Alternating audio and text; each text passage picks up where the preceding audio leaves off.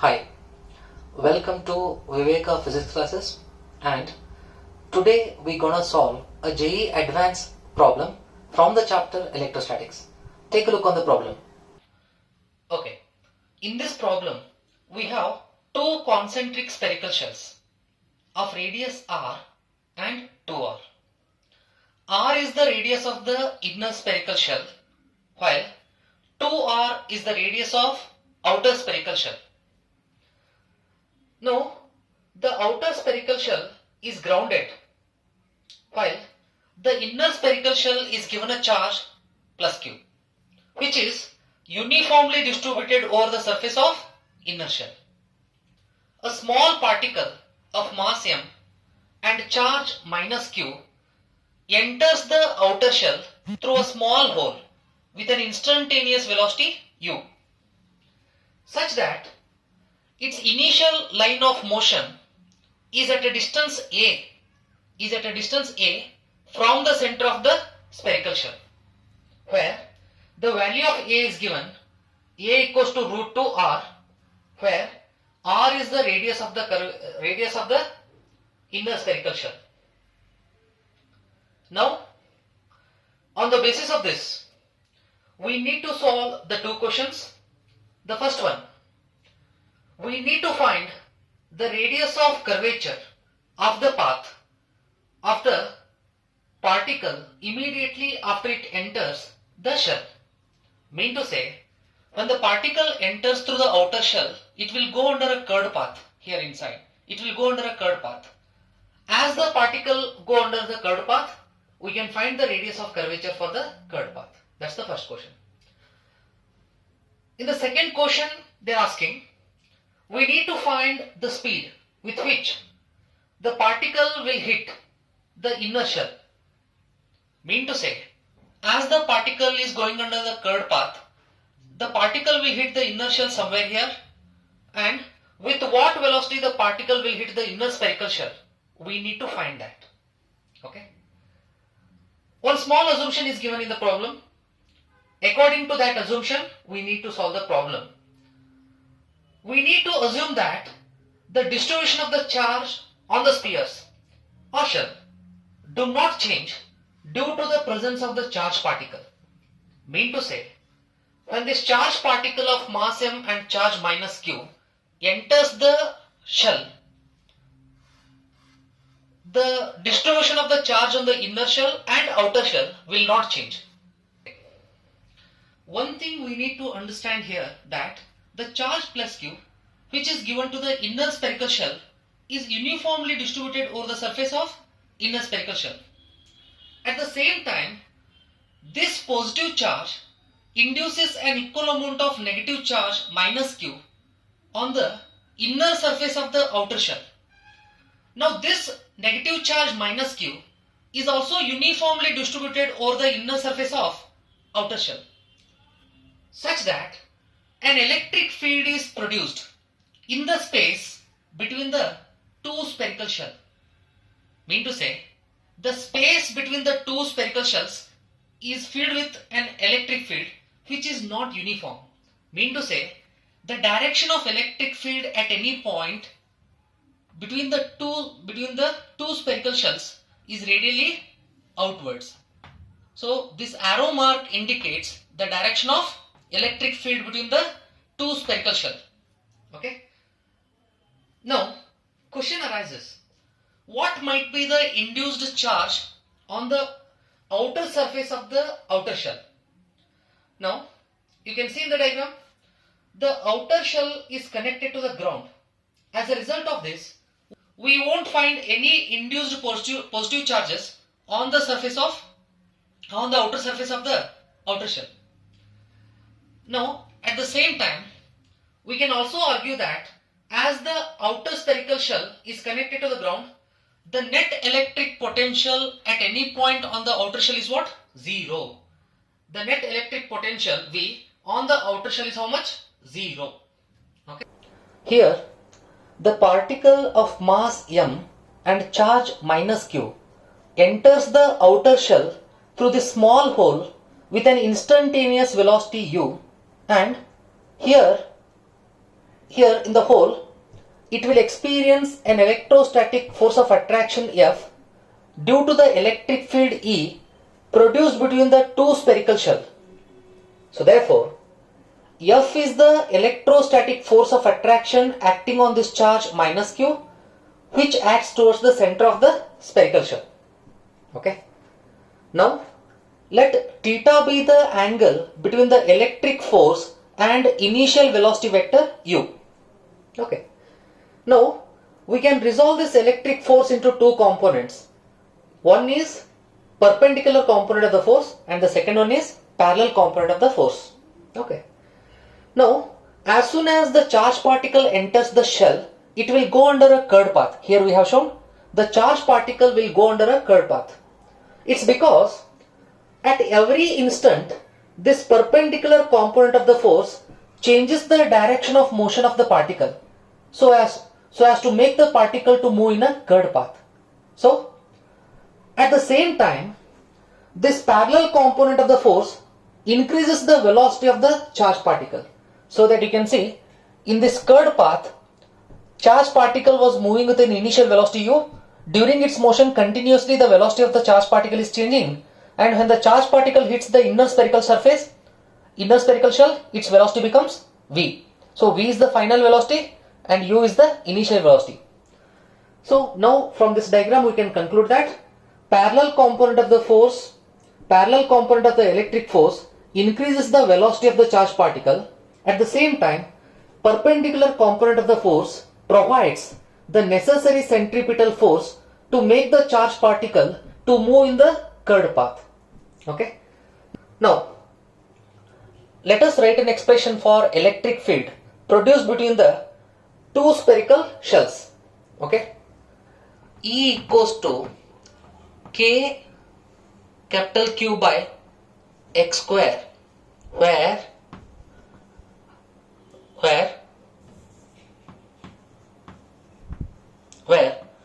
X is the distance at a certain point inside the spherical shells, which is greater than r and smaller than 2r. Okay. Now, under this electric field, I'll repeat again.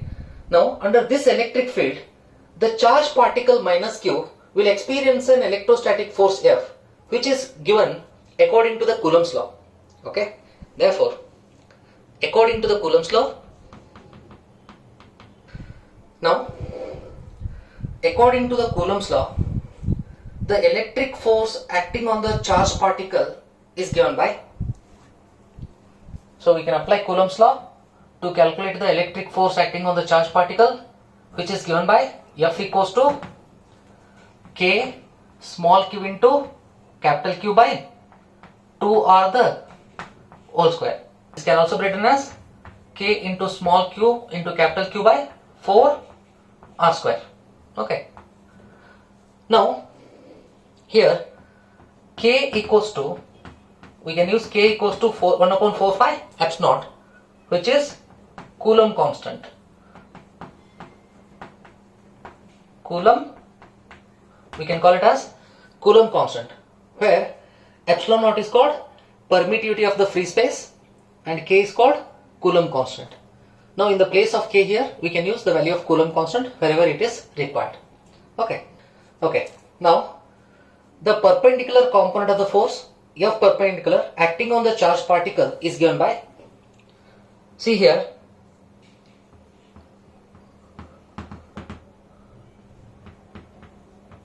F sin theta. Okay. F perpendicular is equals to F sin theta. Okay. Now, here we have a right angle triangle.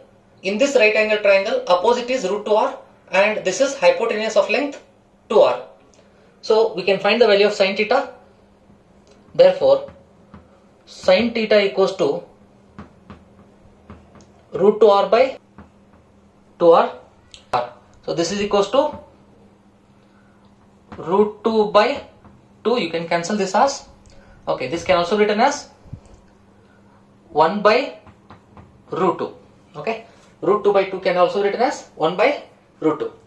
So the perpendicular component of the force is equals to K small q into capital Q by 4 root 2 r square. Now, as we know that this perpendicular component of the force, see, according to this diagram, as we know that this perpendicular component of the force provides the necessary centripetal force for the curvature of the charged particle. So, now we can equate this perpendicular component of the force to the centripetal force acting on the particle. Okay. Centripetal force for the curvature is given by mu square by r, which is equals to perpendicular component of the force, that is equals to, what is that we have achieved? K small q into capital Q by 4 root 2 r square. Okay. Capital R is the radius of the inner spherical shell and small r is the radius of the curvature. Okay.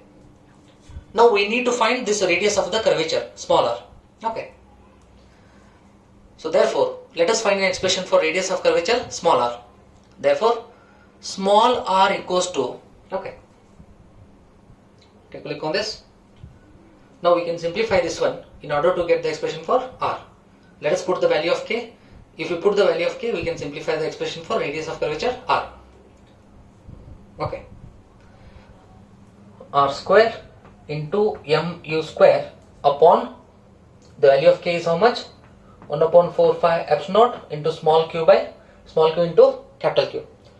Now let us multiply this part here. So then what I am going to get? Okay. So therefore, I am going to get r equals to 16 root 2 pi epsilon naught, 16 root 2 pi epsilon naught into r square into mu square upon capital Q into small q. So this is the expression for radius of curvature. This is the answer for the first question. So, okay. Now, in the second question, they are asking that what is the velocity with which the charged particle hits the inner spherical shell? Let us say the charged particle hits here with a certain velocity v. Now, they are asking with what velocity v the charged particle hits the inner spherical shell. Now we need to find the value of v. Okay. In order to find the value of v, we can make use of the law of conservation of energy. We can make use of the law of conservation of energy for the motion of the charged particle from the outer shell towards inner shell. For that, first let us find the potential difference between the two spheres or two shells. Okay.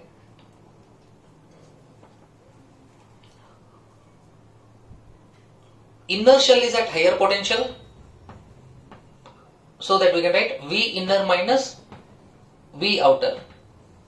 Potential difference between the two shells is given by V inner minus V outer, which is equals to, here, okay, I'll write it here. Therefore, K capital Q by R minus K capital Q by 2R. Here, KQ by R is the potential on the inner spherical shell here at any point due to the inner spherical shell only, minus K capital Q by 2R is the potential at the same point due to the outer spherical shell. Here I am getting minus because the charge of the outer shell is negative, so I am getting negative sign. So therefore, minus, what is the potential at any point on the outer shell? As we know, the outer shell is grounded. At any point on the outer shell, potential should come 0. The potential at any point on the outer shell due to the inner shell is given by KQ by 2R. Potential on the outer shell due to the outer shell itself is given by minus KQ by 2R. Okay, this cancels. So therefore, what will be the potential difference then? Here we can write. Therefore, if I simplify this one, I am going to get KQ by 2R. So therefore, potential difference between the inner and outer shell is kq by 2r. Now we can apply the law of conservation of energy for the motion of the charge in the space between the two spherical shells. Okay, that is final kinetic energy plus final potential energy should be equals to initial kinetic energy plus initial potential energy. When the charge enters the hole from the outer shell, here we have initial kinetic energy plus initial potential energy. So here we can say the charged particle is having its initial kinetic energy and initial potential energy. When the charged particle hits the inner spherical shell with a velocity v, here we'll get final kinetic energy plus final potential energy. But here one thing we should know, that during the motion of the charged particle from the outer shell towards inner shell, its kinetic energy and potential energy changes at every instant, but the total energy remains constant. It's because charged particle is moving under the conservative field, which is electric field here. So as electric field is a conservative field, during the motion of the charged particle from the outer shell towards the inner shell, the total energy of the charged particle always remains constant. Mean to say, the sum of kinetic energy plus potential energy at every instant, at every point remains constant. But the kinetic energy and potential energy changes point to point. Okay, that's what we call the law of conservation of energy for the motion of the charge. We have written here. Now let us fill these values. Here the final kinetic energy with which the particle hits the inner shell is half mv square, and the final potential energy is given by the product of the potential of the inner spherical shell into the charge of the particle, and the initial kinetic energy with which the particle enters the outer shell is given by half mu square. So when it enters the outer shell, its potential energy is given by the potential of the outer shell into charge. Okay. Now we can simplify this equation as half mv square equals to half mu square plus q into v inner minus v outer. Okay, where q we have taken common. Okay, but we know the value of v inner minus v outer, that is the potential difference between the inner and outer shell. How much we have? K q by 2r. Now in the place of v inner minus v outer, we can use the value of k q by 2r. Therefore, okay, we can do this one. Half mv square equals to half mu square into plus, okay, k small q into capital Q by 2r. Okay. Now let us solve for v square. So then, what is the value of v square we are going to get? Okay. Therefore, v square equals to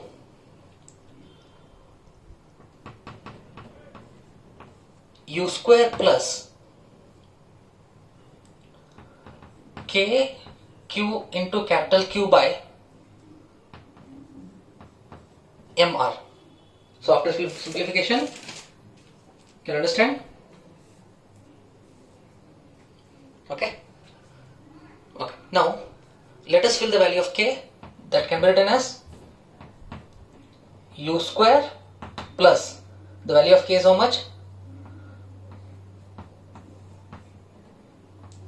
4/5 epsilon naught into mr.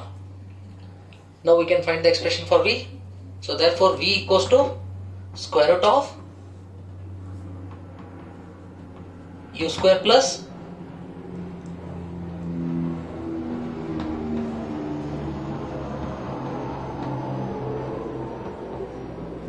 okay,